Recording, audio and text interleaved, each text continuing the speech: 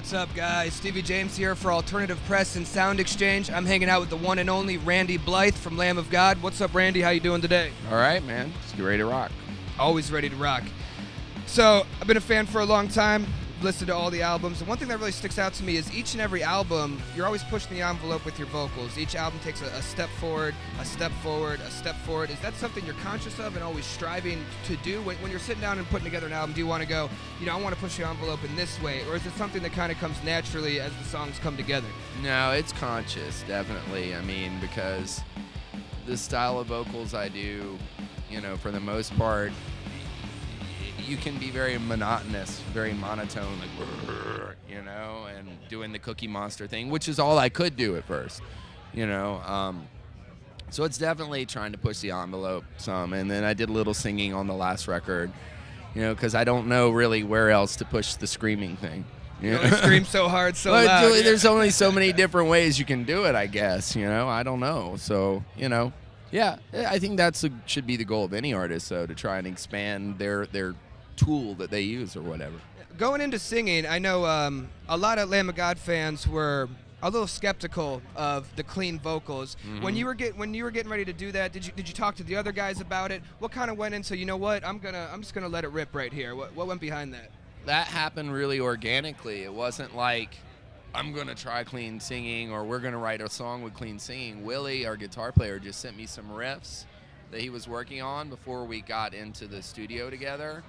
And I was at the beach surfing a lot, and I was like, send me some riffs. He sent me some riffs. So one day I put them on my iPod, and I was like, I'll listen to his riffs while I'm driving to the surf spot. And I was driving, and I was like, whoa, I just started humming the melody immediately, no thought put into it. And I was like, I could sing to this, So that's how it happened, just like that, boom. So it wasn't that you wanted to make a point of singing, it's the riff, the riffs kind of dictated it, and you just let the music. No, I've never, we've never been against singing, just those guys haven't really ever written anything that would suit singing, so, and Willie did. I don't think he thought, I'm going to write a singing song. He was just fooling around. That's what he wrote. When you went into the studio to record those clean vocals in particular, did you have a different approach going into it opposed to when you're laying down your typical harsher vocals? Yeah, I mean, I had to use a different microphone. Like when I do the screaming vocals, I use a handheld mic like this, a good old Shure SM58, the standard rock mic I'll use on stage tonight. I don't do the vocal booth thing with like the microphone on the stand and the pea popper and all that stuff, because for screaming like this, I don't need it, But for the clean vocals, I definitely had a different ear mix and definitely had the mic on the stand, It was a lot easier than doing screaming vocals. I could see that. You don't have to push as hard. It doesn't hurt. More voice in it doesn't hurt. Yeah, I mean, there were definitely a lot of takes done, but there wasn't any, like, auto-tune or anything, because if I can't do it in real life, I don't want it to be on a record, That's one thing you guys have always been really awesome about is keeping it real, keeping it pure metal, no extra bells and whistles, just the real thing, guitar, bass, drums, vocals, organic. Yeah, I mean, I don't, if I can't pull it off live, I don't want to record it.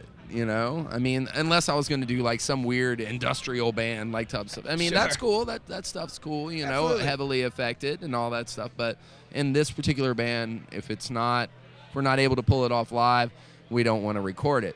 That being said, we'll record, we'll write and record a song in the studio, and then we'll all have to learn how to do it after the fact, or like, okay, we got to really learn. And then it becomes problematic because if you pull it off in the studio, it's a whole lot different than the five of you pulling it off live and pulling it off tight. Because that's another thing. We're not a sloppy band at all.